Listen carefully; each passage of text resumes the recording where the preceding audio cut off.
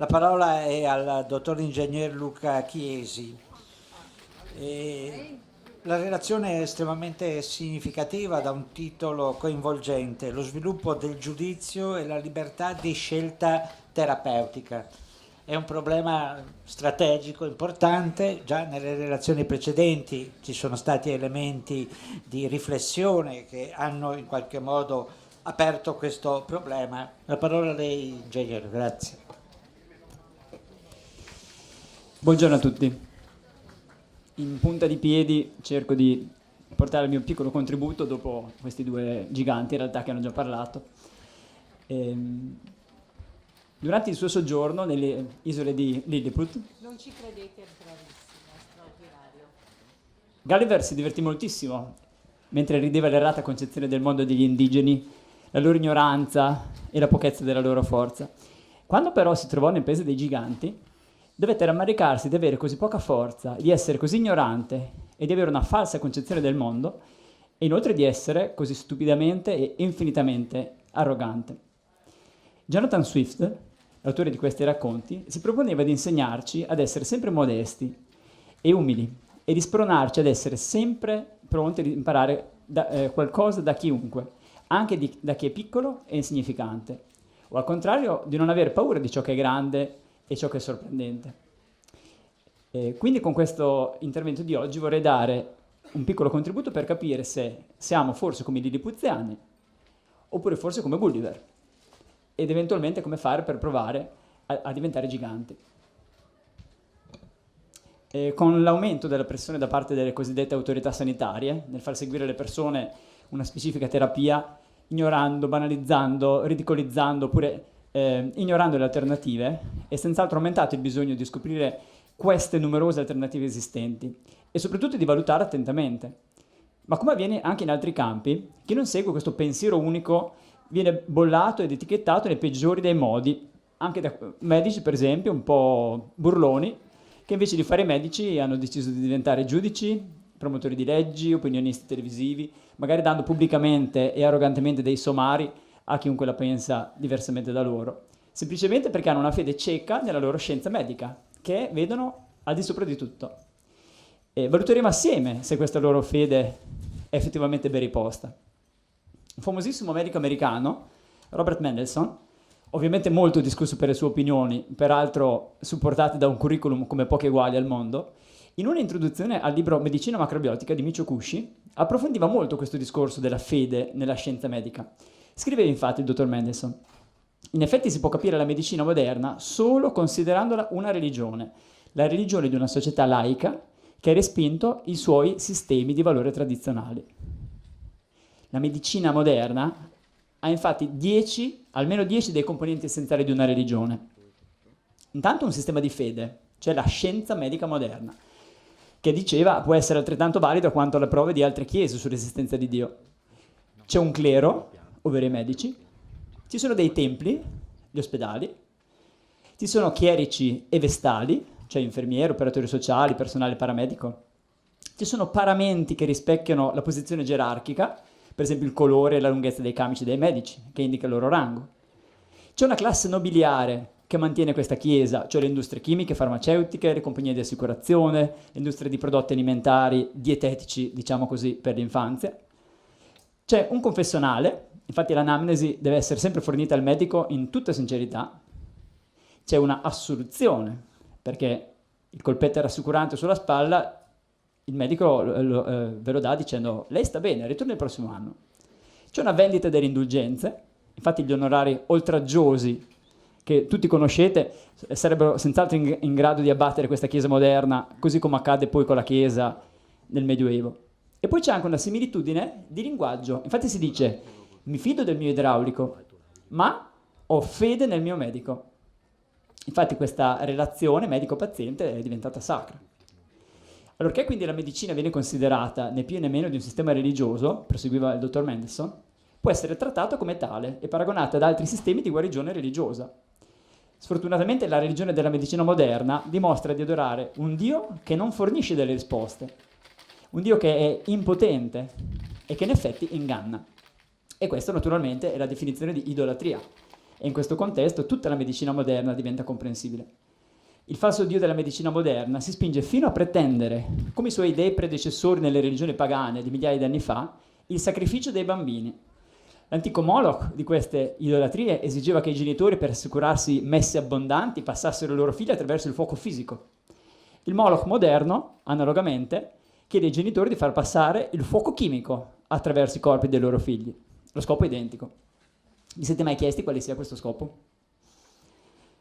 Già Plinio il Vecchio, intorno al 50 d.C., scriveva nel suo testo Historia Naturalis tutta una serie di medicamenti, terapie mediche assurde del passato. Ma se pensiamo un attimo al passato recente, constatiamo che anche la storia della medicina è ricca di errori gravi, gravissimi, spesso fatali, che venivano accettati come verità, in genere per interessi che nulla avevano a che fare con la salute.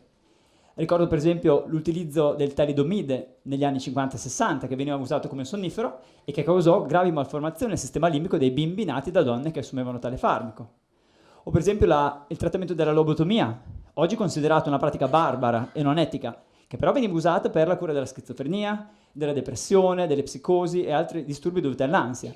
Ed era stata ideata da un neurologo portoghese, il dottor Moniz, che per questo lavoro vinse persino il premio Nobel per la medicina del 1949. Oppure lo sciroppo alla morfina, che veniva usato in Gran Bretagna e Regno Unito fino al 1930 per i bimbi iperattivi che non riuscivano ad addormentarsi.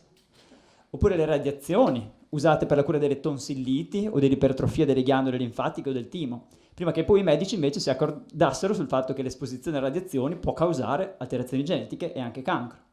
Oppure il DES, il dietil-stilbestrolo, un ormone sintetico somministrato alle donne incinte negli anni 50, salvo poi scoprire che causava cancro alla cervice e sterilità nelle figlie di donne che l'avevano assunto. Come è stato possibile? Una possibile risposta è che è dipeso dal livello di giudizio delle persone coinvolte in tutti questi disastri e dal livello di evoluzione anche della scienza medica in questione. Ora, cosa si intende per giudizio? Il giudizio possiamo definirlo come la capacità di giudicare per poi prendere delle decisioni appropriate.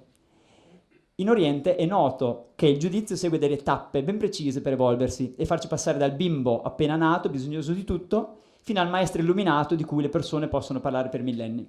Come si sviluppa questo giudizio? Giorgio Osawa, la persona che reputa in assoluto lo sconosciuto più straordinario del mondo, l'ho spiegato in varie occasioni perché lo sviluppo del giudizio dell'individuo fino al raggiungimento del massimo livello era lo scopo unico di tutta la scienza e di tutta la filosofia antica d'Estremo Oriente. Ecco come Osawa lo descrive brevemente. Al momento della nascita e per qualche ora non possiamo giudicare. Poi il giudizio fisico o meccanico, il più elementare, si desta. Dopo qualche giorno il giudizio sensoriale comincia a funzionare e a percepire i due poli del nostro mondo relativo, il freddo e il caldo, e si sviluppa di giorno in giorno e distingue poco a poco tutta la gamma e i gradi situati tra le due estremità, il colore, la forma, la temperatura, il gusto piacevole o spiacevole, la simpatia o l'ostilità, il papà e la mamma. Tutto questo durante qualche settimana. Dopo qualche mese si desta il giudizio affettivo o sentimentale, cioè distinguiamo ciò che ci piace rispetto a quello che non ci piace, ciò che ci attira affettuosamente e ciò che ci fa paura oppure male. Alla quarta tappa il giudizio sviluppa in noi la vera concezione delle categorie opposte e antagoniste, complementari, il bene e il male, il bello e il brutto, l'utile e l'inutile, il giusto e l'ingiusto, così come tutti i concetti naturali o scientifici, fisici, chimici, eccetera. Alla quinta tappa il giudizio diventa sociale, cioè percepisce un orizzonte più vasto del singolo individuo, più vasto di quello che era prima. Infatti nasce quindi l'economia e la moralità. Infine alla sesta tappa si sviluppa la ideologia, cioè ad esempio il dualismo, il materialismo, lo spiritualismo, l'affermazione o negazione della vita.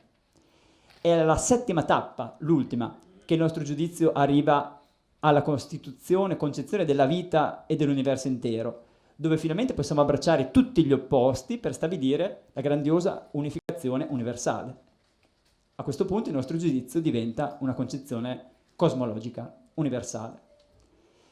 Leggevo che mentre rifletteva su due ideogrammi giapponesi che significano entrambi pensare, Osawa spiegava: se i vostri pensieri sono sentimentali, avete colonizzato un piccolo spazio attorno al vostro corpo, facendo perno su voi stessi. Se invece siete intellettuali, I vostri pensieri penetrano solamente le cose finite, relative ed effimere. Se vivete in una società più grande, quindi siete giudizio sociale, i vostri pensieri possono abbracciare il mondo intero.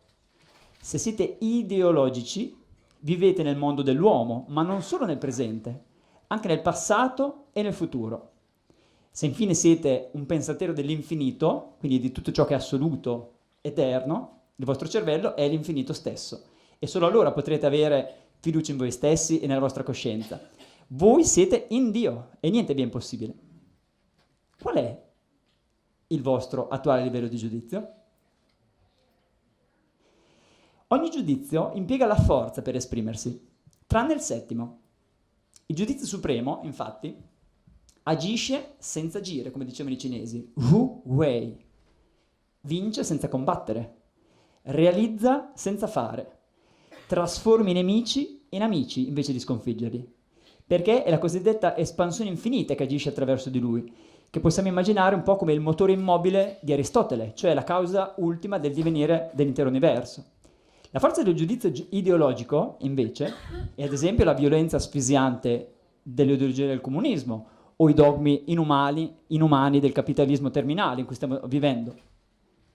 La forza del giudizio sociale è ad esempio quella della legge, come quella che può portare le persone al suicidio per aver voluto essere e rimanere oneste, oppure come quella di chi impone trattamenti sanitari obbligatori senza che ce ne sia la necessità. La forza del giudizio intellettuale è invece il risultato delle scoperte scientifiche, ad esempio la bomba atomica, con cui gli Stati Uniti hanno devastato per decenni un popolo che si era tra l'altro già militarmente arreso.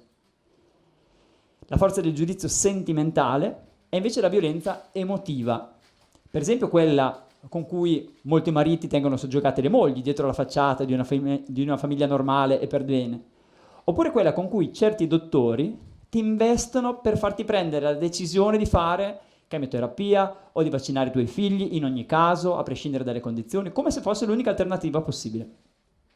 La forza del giudizio sensoriale, invece, è la gelosia e ogni altro sentimento dovuto alla brama o al desiderio di qualcosa o di qualcuno, che magari si manifesta con urla o comportamenti esagerati e inconsulti. La forza infine del giudizio meccanico o cieco è invece la violenza fisica, di cui abbiamo infiniti esempi attorno a noi. Allora, per chiarire meglio questo concetto di evoluzione del giudizio in varie tappe, facciamo alcuni esempi tratti dalla nostra vita. Partiamo ad esempio da qualcosa di cui tutti siamo esperti, ovvero il modo di alimentarci. Il giudizio supremo si rivela in chi mangia e beve ciò che vuole, ma rigorosamente secondo l'ordine dell'universo. Cioè, sono libero di mangiare tutto ciò che voglio perché la mia libertà corrisponde esattamente con quello che dovrei fare in quanto essere umano. Il giudizio ideologico, invece, si rivela in chi segue, per esempio, una dietetica oppure un'alimentazione basata su principi religiosi. Il giudizio sociale si rivela in chi mangia in modo conformista, cioè adattandosi a ciò che l'ambiente attorno a lui oppure gli altri gli offrono. Il giudizio intellettuale si rivela in chi mangia secondo le teorie nutrizionistiche alla moda, magari qualcosa di nicchia estremamente particolare, oppure semplicemente basandosi sul concetto di grassi, proteine e carboidrati. Il giudizio sentimentale si rivela in chi è un buon gustaio, per esempio perché conosce in profondità ciò che mangia e quindi lo apprezza particolarmente, oppure in chi sceglie i cibi sulla base delle emozioni che essi scatenano. Il giudizio sensoriale si rivela in chi è goloso e avido di certi cibi che gli stuzzicano i sensi. Il giudizio meccanico, o cieco, si rivela invece in chi si ciba solo in base alla fame o alla sete. Per esempio chi mangia la prima cosa che trova sul tavolo o la prima cosa che trova dentro al frigo quando lo apre, ma sempre solo per riempirsi la pancia o bere fino a scoppiare. Anche il nostro approccio alla conoscenza può darci delle indicazioni sul nostro livello di giudizio. Infatti il giudizio supremo si rivela attraverso il cosiddetto satori, cioè una comprensione intuitiva della realtà, una coscienza cosmica, un istinto, intuizione perfetto, che è in grado di vedere con la stessa chiarezza il presente, ma anche il passato e il futuro. Il giudizio ideologico si rivela attraverso la filosofia, per esempio l'antroposofia di Steiner, la logica dialettica basata sul principio unico di Osawa, l'idealismo di Platone, oppure la teologia, come gli scritti dei dottori della Chiesa, come Sant'Agostino, San Tommaso d'Aquino, oppure una cosmogonia, come può essere quella induista, quella cinese, oppure molte altre, sia antiche che moderne. Il giudizio sociale, invece, si rivela nella economia, nella morale, nell'etica. Il giudizio intellettuale si rivela, ovviamente, principalmente nella scienza e in alcune arti. Nella nostra società sembra avere un particolare valore la conoscenza scientifica, ma come vedete, intanto non è sempre stato così. E poi ci sono anche altri modi di raggiungere la conoscenza che possono avere un valore ben superiore a quello della scienza. Il giudizio sentimentale invece si può rivelare nella letteratura, nel teatro, in molte arti. Il giudizio sensoriale si rivela nella danza, nella ginnastica, in tutte quelle tecniche che sono basate su dei riflessi condizionati. Ovviamente il giudizio meccanico o cieco si rivela in ciò che invece è un riflesso incondizionato e istintivo. Pensate alla vostra professione. Anche questa rivela molto del livello di giudizio di una persona. Per Osawa il giudizio supremo si rivela in quella persona che realizza tutti i suoi sogni, uno dopo l'altro, per tutta la vita, e divertendosi. Il giudizio ideologico si rivela invece nell'attività del pensatore, del filosofo, del ricercatore della verità. Il giudizio sociale si rivela nell'attività di chi organizza, nell'organizzatore, cioè di qualcuno che si prende l'incarico di gestire altre persone per uno scopo che va oltre l'interesse del singolo. Il giudizio intellettuale si rivela in chi vende delle conoscenze oppure delle tecniche. Il giudizio sentimentale si rivela in chi vende invece emozioni. Il giudizio sensoriale si rivela in chi vende dei piaceri fisici, che potrebbero essere sì le prostitute, ma anche in realtà tutti i commercianti, oppure chi scrive romanzi, oppure certi tipi di attori. Il giudizio meccanico invece, o cieco, dice Osawa, si rivela nel vendere la propria vita, il proprio tempo, la propria dignità, come fanno gli schiavi, ma anche, sempre secondo Osawa, come fanno i salariati che vendono il loro tempo per denaro. Nelle lingue occidentali si usa la parola amore con molti significati diversi e quindi c'è una grandissima confusione attorno a questo concetto di amore. Nella lingua giapponese, invece, che è molto più evoluta, vi sono almeno una decina di parole completamente diverse per descrivere ogni specifico significato dell'amore, cioè ogni significato legato a un particolare livello del giudizio. L'amore di livello supremo è quello che abbraccia tutto, per cui non c'è nulla di intollerabile e che porta alla realizzazione del sé, alla felicità, alla pace. È l'amore di Cristo. L'amore di livello ideologico invece è un amore spirituale, può essere l'amore dei mistici. L'amore di livello sociale è quello dell'uomo per i suoi simili. Quello intellettuale invece è l'amore scientifico, cioè una costante e continua ricerca di conoscenza. L'amore di livello sentimentale è l'amore psicologico, l'amore emotivo, quello che troviamo in tutti i film, quelli che ci fanno battere il cuore. L'amore sensoriale invece è un amore più fisico, un amore fisiologico, è l'amore erotico. L'ultimo, l'amore di livello meccanico, oppure cieco, è quello istintivo, amore sessuale. Ora capite bene che quando prendere le decisioni sono la superstizione, la paura, oppure gli interessi personali, le informazioni false, o il potere economico e politico di qualcuno, oppure una ideologia malata, il risultato non può che essere disastroso. Ma perché è così difficile parlare di queste cose liberamente, magari discutendone serenamente? Perché spesso non riusciamo a fare capire agli altri le nostre idee, le nostre motivazioni, le nostre conoscenze, oppure non riusciamo ad accettare quelle degli altri? Nella maggior parte dei casi, semplicemente perché siamo su livelli di giudizio diversi, che hanno quindi ben pochi rapporti tra di loro. Sono infatti come due trasmissioni radio che occupano lo stesso spazio nello stesso momento, ma che non interagiscono una con l'altra proprio perché vibrano su frequenze diverse. Questo è il giudizio. O meglio, in realtà chi ha maturato un giudizio più alto, nella scala da 1 a 7, riesce a capire il mondo che vedono e che vivono quelli di livello più basso. Ha in un certo senso una visione più ampia, ma il giudizio basso non riesce a comprendere ciò che sta sopra di lui. E anche chi ha maturato uno stesso livello può faticare molto a capirsi e comunicare perché, facciamo l'esempio del giudizio intellettuale, quindi legato alla scienza, si può avere accesso in genere a dei ricordi oppure delle informazioni molto differenti e quindi non si riesce a trovare un modo di conciliare le apparenti divergenze che ne nascono. Sono due parti allo stesso livello e quindi servirebbe qualcosa di superiore per riuscire a conciliarle. Infatti per conciliare idee opposte serve qualcosa che ne veda la complementarietà e che riesca a trascenderle entrambe. Come può aiutarci questa conoscenza dei 7 livelli del giudizio nella nostra ricerca della migliore scelta terapeutica per noi? Allora, io provo a rispondere introducendo il tutto con 5 righe sempre tratte da un testo di Osawa. Lui scriveva: nei primi giorni di primavera la campagna è tutto un brulicare di vegetazione, sono i nuovi semi. Alcuni di questi semi si trasformano in erba e la loro vita si esaurisce nel giro di pochi mesi. Altri diventano degli arbusti che muoiono in pochi anni.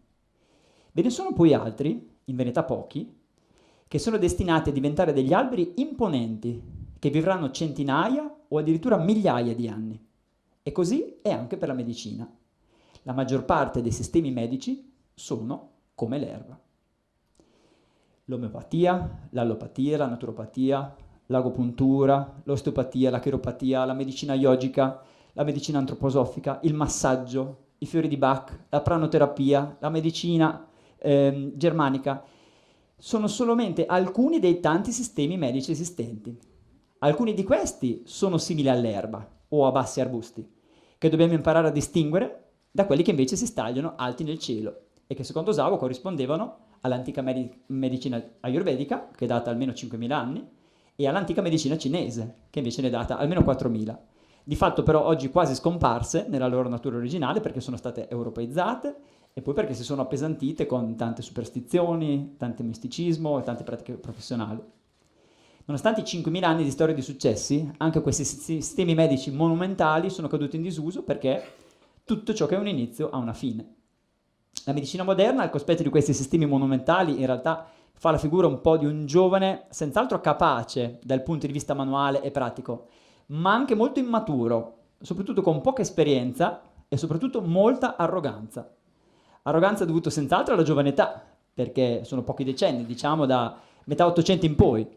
Arroganza che caratterizza purtroppo anche molti suoi praticanti.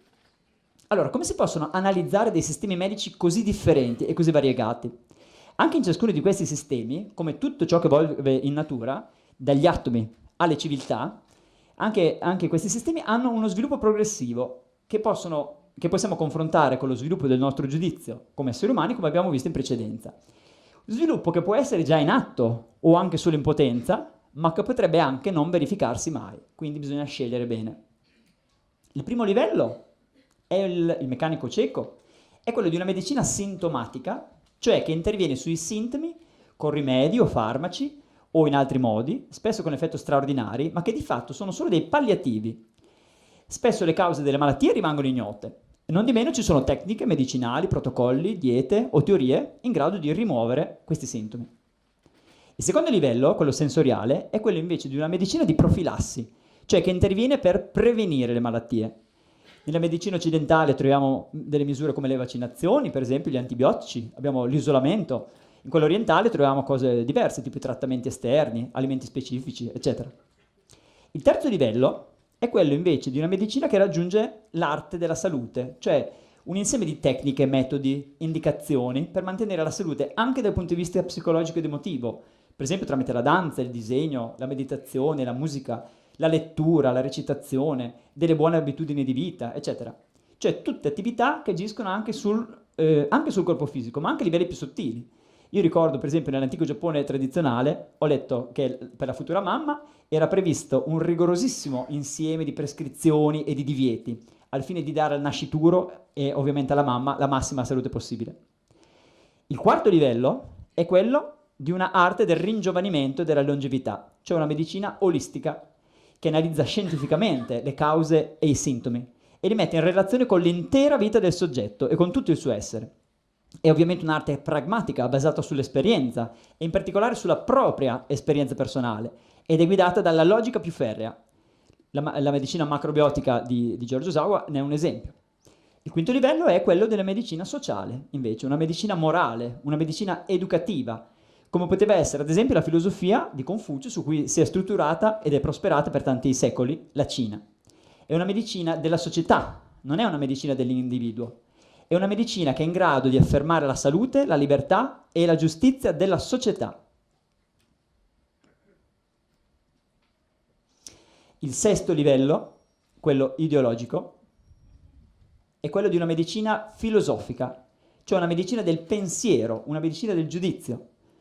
Osawa ricordava per esempio il fondatore di una casa giapponese, Seityo, chiamato Taniguchi, uno dei massimi esperti della filosofia orientale alcuni decenni or sono, che aveva pubblicato più di un centinaio di libri e gli aveva salvato moltissimi malati, anche cosiddetti incurabili, compresi malati di cancro o di allergie, attraverso un insegnamento morale, un insegnamento filosofico e concettuale, niente affatto sintomatico.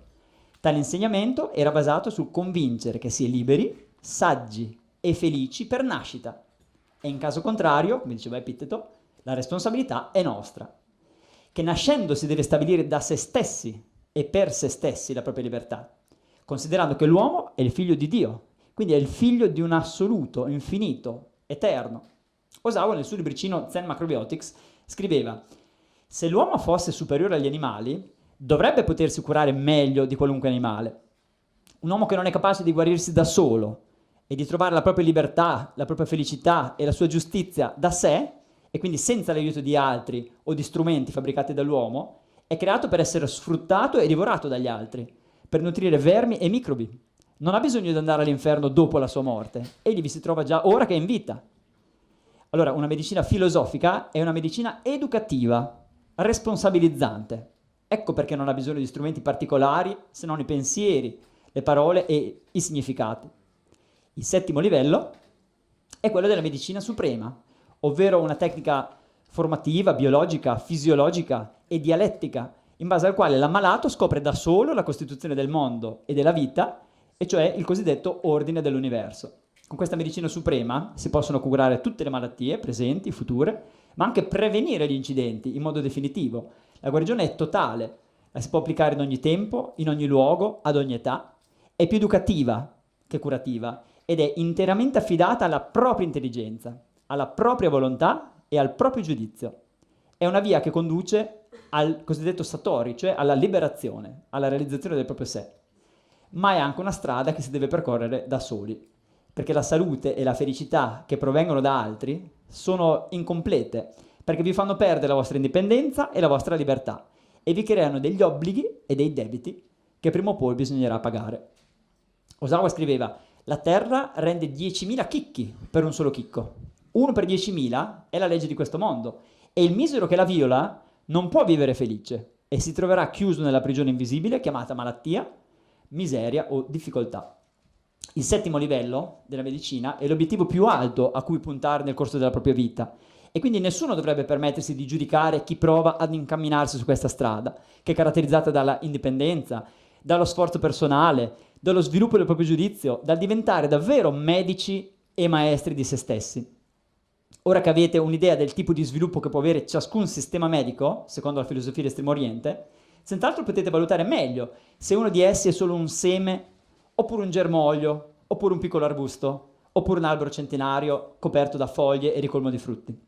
Io non do alcun giudizio di valore, io sono un insegnante e faccio l'insegnante, l'educatore al massimo.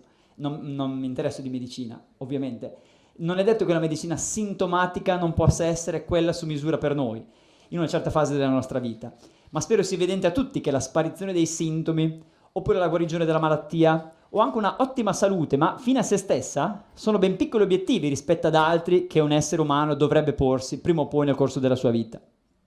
Ora, per la filosofia e medicina d'Estremo Oriente, in tutte le terapeutiche esistenti si possono classificare in realtà in 3 sole categorie. Primo, quelle che si occupano di guarigione dei sintomi, cioè guarigione clinica attraverso medicine, operazioni, alimenti, preghiere, meditazioni, ipnotismo o qualunque altro metodo. Quelle che si occupano della scomparsa della causa della malattia, cioè fare il malato il suo proprio medico, insegnandogli una corretta concezione del mondo. Questa è evidentemente una medicina dell'educazione, in cui si ricerca lo sviluppo del giudizio che permette all'uomo di padroneggiare la propria salute. E la terza è invece una guarigione preventiva di tutti i mali e tutte le infelicità, sviluppando il giudizio supremo dei malati. È una guarigione dello spirito, oltre che del corpo e della mente. È la guarigione o la liberazione dell'uomo e ci è stata raccontata nel corso della storia attraverso la vita di molte persone cosiddette illuminate, ma anche e soprattutto da molte persone invece normali, ma in un certo senso sante. È una terapia che consiste nel vivere senza paura, senza ansia, in libertà e nella giustizia, ovvero realizzare il proprio sé. È una guarigione creativa, si può persino fabbricare la propria malattia e poi farla scomparire facilmente, come fece per esempio Osawa con delle ulcere tropicali, mortali, che si provocò e che poi si guarì, per dimostrare al dottor Schweitzer, alla Marenet, l'efficacia del metodo macrobiotico. Ora, ciascuno può scegliere un qualunque sistema medico in base al proprio giudizio. Tutto è permesso e tutto è possibile. Ma alla fine non si dovrà forse arrivare alla terza categoria di guarigione? La medicina moderna, come tutte le scienze, si situa apparentemente al quarto livello di giudizio, cioè quello intellettuale e concettuale. Essa è basata però su altre scienze ancora più fondamentali, come la chimica e la fisica. Ma tali scienze, periodicamente, subiscono dei veri cambi di paradigma, come li chiamava Thomas Kuhn nella sua opera La struttura delle rivoluzioni scientifiche. Cambiamenti che spesso trasformano le nozioni comuni in obsolete, oppure trasformano le vecchie idee eretiche in conoscenza comune e accettata. Come si può fare? Come si può fidarsi ciecamente dello stato attuale di una scienza che molto presto, inevitabilmente, non potrà che cambiare profondamente e radicalmente? La semplice ed incontestabile esistenza di questi fenomeni, chiamati reazioni nucleari a debole energia, su cui ho fatto la mia tesi di laurea in ingegneria e di cui ho tratto poi un saggio, è già di per sé un elemento che ovviamente scatenerà uno dei prossimi cambi di paradigma nella chimica, nella fisica e quindi anche in medicina. E sarà un cambiamento che aprirà molte porte che per ora sono sprangate per la medicina moderna. Ritengo necessario riportare a questo punto un avvertimento di Osawa che può evitarci un'intera vita di errori inutili, oltre a spiegare anche come sviluppare il nostro giudizio. Osawa scriveva: il desiderio comune a tutti è la libertà e la felicità, ovvero la salute e la pace. Per realizzarli ciascuno segue il proprio cammino, secondo il suo giudizio. Ma dei 7 livelli, quelli delle prime 6 tappe portano sempre, a dispetto dell'intenzione e degli sforzi profusi, al polo opposto, cioè all'asservimento, all'infelicità, alla malattia e all'ostilità. Solo colui che ha raggiunto il 7° giudizio, dopo aver attraversato tutte le tappe precedenti, giungerà per la prima volta in un mondo di libertà, di pace e di giustizia. La bussola per attraversare questo sviluppo è stata scoperta da degli uomini liberi d'Estremo Oriente migliaia di anni fa. Ne hanno fatto uno strumento semplice e pratico che chiunque, in ogni momento, in ogni luogo, può utilizzare facilmente. È la dialettica yin-yang, anche chiamata logica universale. Sapete di che cosa si tratta, questa logica universale? Non vorreste saperlo? Allora, andiamo in conclusione. Nessuno che io sappia mette oggi in discussione la logica stessa con cui sono state costruite le scienze. Tra i principi della logica classica, base di tutte le scienze, quella aristotelica per intenderci, ci sono questi 3 principi. Il principio di non contraddizione, come diceva Aristotele, il più fermo di tutti i principi è che è impossibile, per lo stesso attributo, appartenere e non appartenere allo stesso soggetto dallo stesso punto di vista. Principio di non contraddizione. Il principio di identità. Ogni cosa è uguale a se stessa. E poi c'è il principio del terzo escluso, cioè ogni proposizione dotata di significato è vera o falsa. Tutti diamo per scontato che questi principi siano veri. Ebbene, in realtà, essendo principi, li si assume come veri, ma non è possibile dimostrare che siano veri. Prova ne è che nel corso del tempo sono nate molte logiche non classiche che non soddisfano uno o più dei principi della logica classica. Ciononostante, anche queste logiche hanno la loro utilità per spiegare certi aspetti del mondo. Per esempio, pensiamo alla logica quantistica, che nega il principio di non contraddizione, oppure alla logica sfumata, fuzzy logic, che nega il principio del terzo escluso e che si usa in effetti per eventi che si verificano ma in una certa misura. Non sì, no, in parte. Perché una scienza basata sulla logica classica dovrebbe essere più valida di una scienza basata su altre logiche?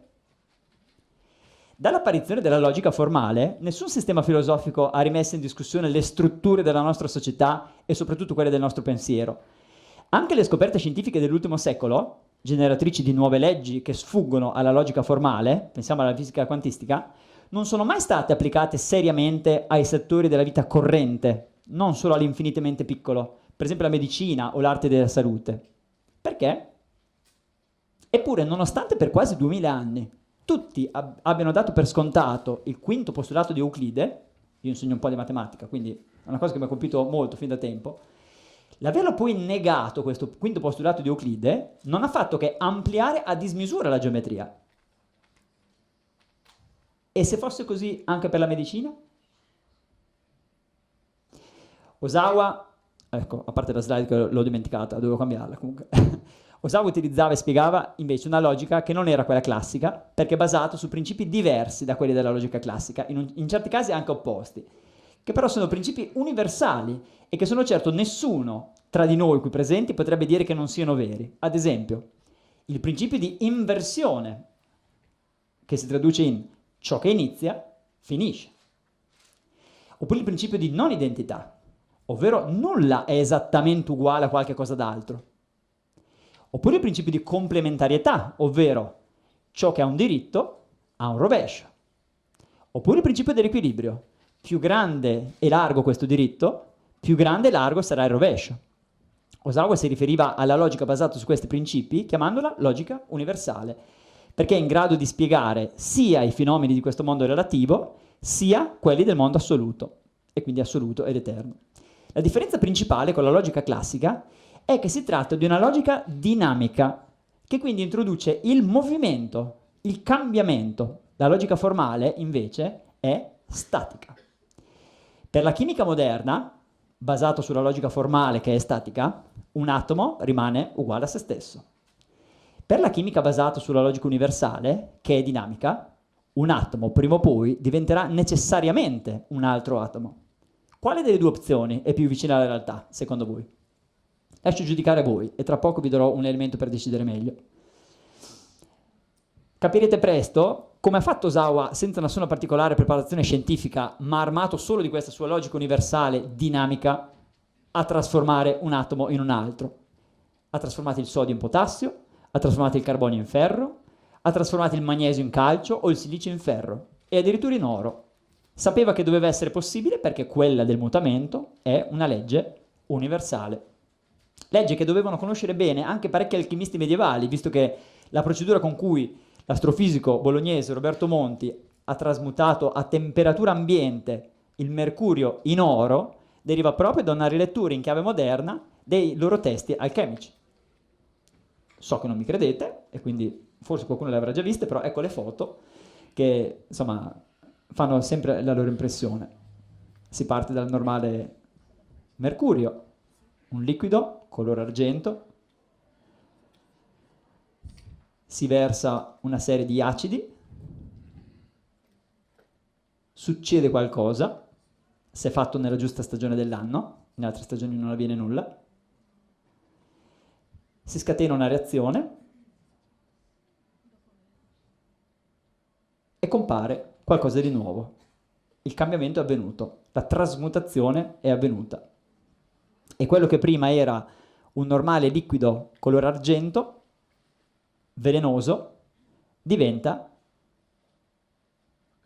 un solido color oro, perché è oro.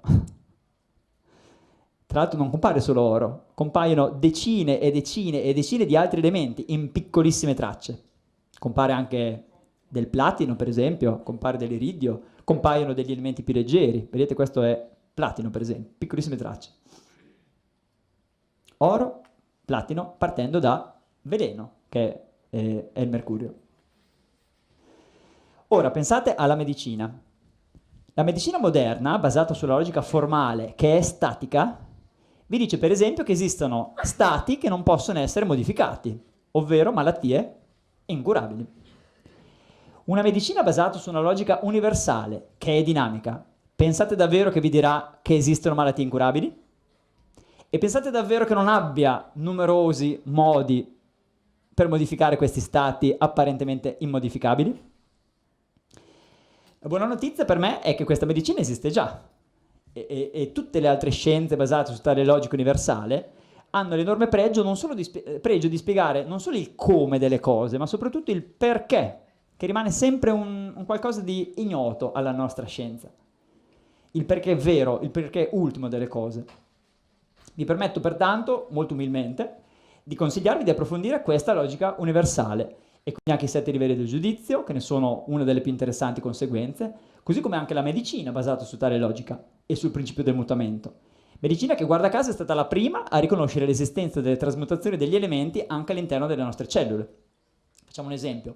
Il medico tradizionale da cui andate, se avete problemi di ferro, vi dice prendete del ferro, che lo prendiate dalla verdura, dalla frutta, dalle compresse di ferro, dalla carne di cavallo. L'importante è che se vi manca il ferro dovete mettere il ferro.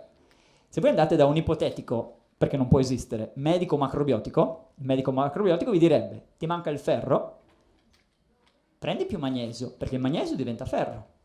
Fai come fanno gli erbivori che masticano e quindi trasferiscono dell'energia al magnesio, fino a quando la clorofilla, la porfirina, la clorofilla diventa emoglobina, letteralmente, e avviene all'interno dei nostri corpi. Quindi una medicina che comprende tutto quello che c'è già nella medicina moderna, ma che è ampia perché dà nuove possibilità, dovute al fatto che tutto muta. Con alcuni amici radunati per caso in rete e per uno stranissimo scherzo del destino, stiamo da alcune settimane traducendo dal francese, per pubblicarlo in italiano, si spera, un monumentale e inedito libro sui principali temi trattati da Osawa, che è stato poi quello che ha divulgato in assoluto tutte le scienze, praticamente tutte le conoscenze occidentali, diciamo dall'agopuntura all'arte del bonsai, l'aikido. È stato lui il primo a portare in Occidente, a fare da ponte tra questi due mondi. E quindi ci auguriamo che possa essere uno strumento principale per riuscire a comprendere meglio questa logica universale e tutto ciò che ne deriva. Perché non c'è da ripartire da capo e da zero. Molto lavoro è già stato fatto. Così da poter comunicare meglio con gli altri, così da poter valutare con maggiore consapevolezza i pregi e i difetti di ciascun sistema medico, e così da poter scegliere con maggiore responsabilità a chi oppure a cosa affidare la nostra vita e soprattutto quella dei nostri figli.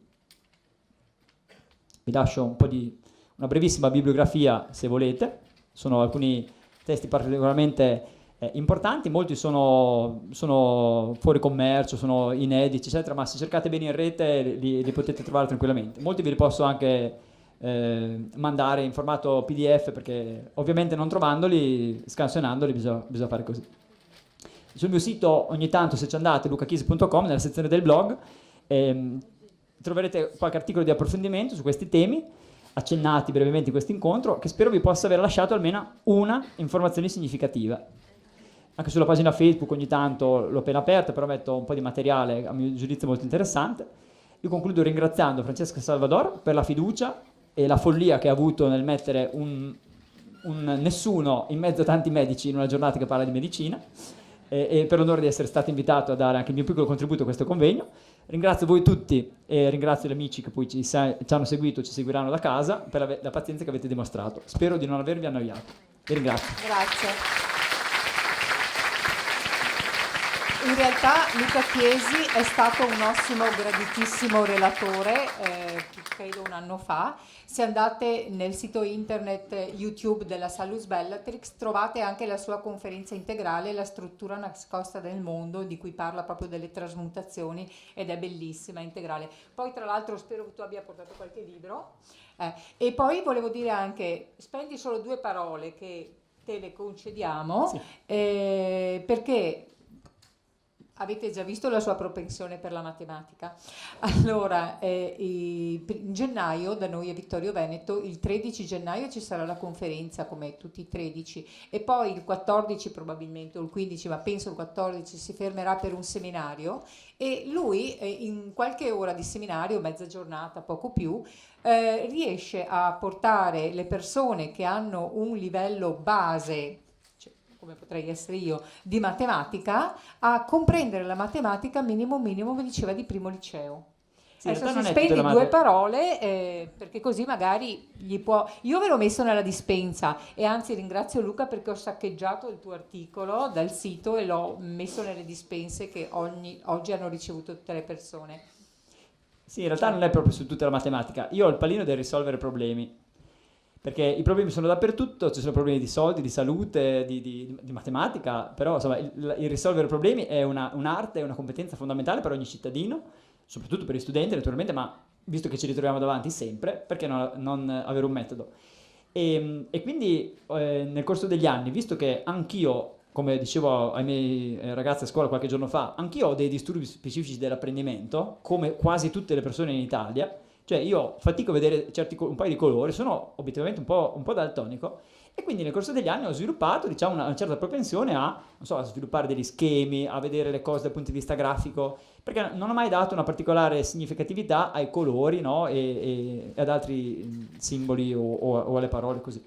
E quindi lavorando con tanti ragazzi, spesso in difficoltà, magari studenti con DSA, oppure studenti magari che non avevano voglia, studenti che odiavano la matematica, studenti che odiavano i professori che insegnavano la matematica soprattutto, ho cercato dei modi per riuscire a togliere tutto questo problema legato alla matematica, cioè il calcolo, che sembra solo calcolo, la matematica, spostando invece sul capire il testo.